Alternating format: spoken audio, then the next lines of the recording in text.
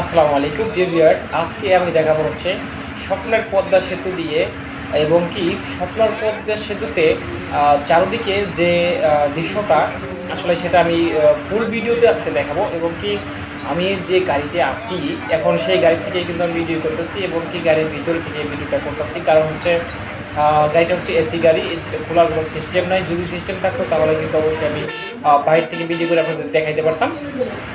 সেজন্য প্রথমে সরি বলে নিচ্ছি। আর আরেকটি কথা হচ্ছে যে পদ্মা সেতুর দুদিকে কিন্তু আসলে দেখতেই অনেক সুন্দর এবং পরিবেশটা অনেক সুন্দর, ভালো লাগার মতো। আর একটা বিষয় আমরা আগে জানতাম যে পদ্মা সেতু বা পদ্মা ব্রিজটা পার হতে এখানে কিন্তু অনেক লোকজনের 2 ঘন্টা 2.5 ঘন্টাও কিন্তু পোহাতে হতো সময়।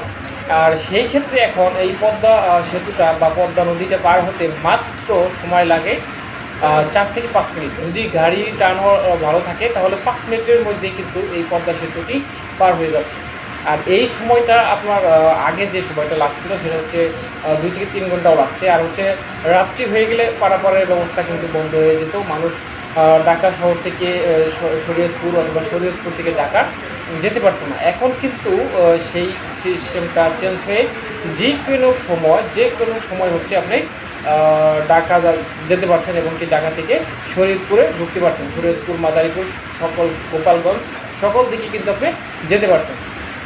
আর মূল যে বিষয়টি ওটা হচ্ছে ঈদের মধ্যে এই যে গত ঈদ চলে গেল, এই ঈদের মধ্যেই কিন্তু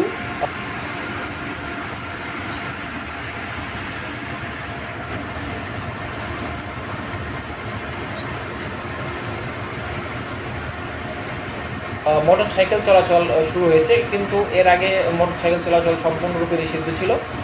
মোটরসাইকেল যেদিন থেকে চলাচল শুরু হয়েছে অনেক আনন্দের সাথে মোটরসাইকেল চলাচল করছে, কিন্তু আসলে দেখেন সব ক্ষেত্রেই কিন্তু আমাদের দোষ থাকে, এখানেও কিন্তু আছে। যারা মোটরসাইকেল আরোহী, মোটরসাইকেল যারা চলাচল করছেন তারা বেশিরভাগই ক্ষেত্রে কী করছেন, তাদের যে লাইনটা, তাদের যে নিয়মটা বলা হয়েছে সেই নিয়মের বাহিরে মোটরসাইকেল চালাচ্ছেন। এর জন্য কিন্তু আবার বন্ধ হয়ে যেতে পারে। তো এই জন্য আপনারা এই জিনিস সতর্ক থাকবেন। আর আমার যে পাশে যে আপনি দেখতে পাচ্ছেন যে পদ্মা সেতুটা, গাড়ি টানাবাটানটি অনেক ভালো।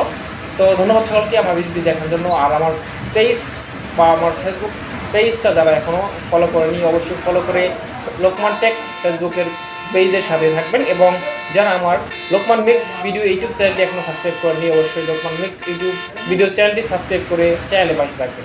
ধন্যবাদ। আসসালামু আলাইকুম।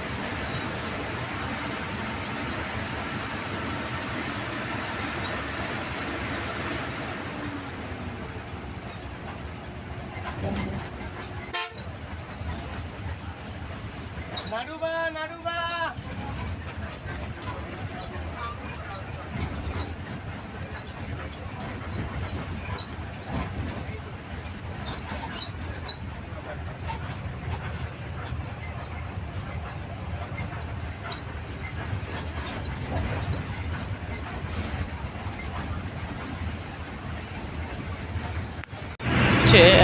পদ্মা সেতুর পশ্চিম পার আমরা এটা হচ্ছে জাজিরা রোডে বা জাজিরা থানার দিকে যাব। আর এখন প্রথমে পড়বো হচ্ছে কাজিরহাট। আর এখানে তারপর প্রথমে পড়বে হচ্ছে আপনার পশ্চিম পাড়ে আসার পরেই সার্ভিস এরিয়া 2। আমরা জানি যে যমুনা সেতুর পশ্চিম পাড়ে সার্ভিস এরিয়া একটা জায়গা করা আছে, সেটা হচ্ছে পুরোপুরি প্রোটেক্টের জন্য এবং কি নিরাপত্তার জন্য অনেক ভালো সিকিউরিটি এবং অনেক ভালো একটি জায়গা, দেখার মতো একটা জায়গা, সেটা অবশ্যই আমি দেখাবো।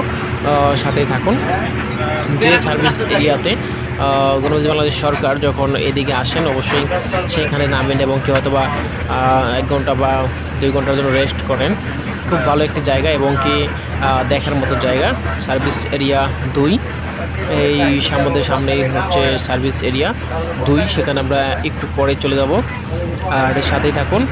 সার্ভিস এরিয়া এই যে দেখতে পাচ্ছেন যে আমার সামনে যে ডান পাশে যে একটি এরিয়া দেখা যাচ্ছে সেটা হচ্ছে সার্ভিস এরিয়া 2।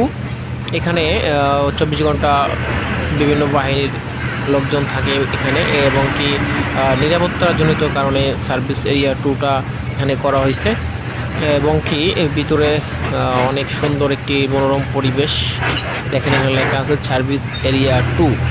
ঠিক আছে, তো দেখতে থাকুন। ধন্যবাদ সকলকে আমার ভিডিওটি দেখার জন্য।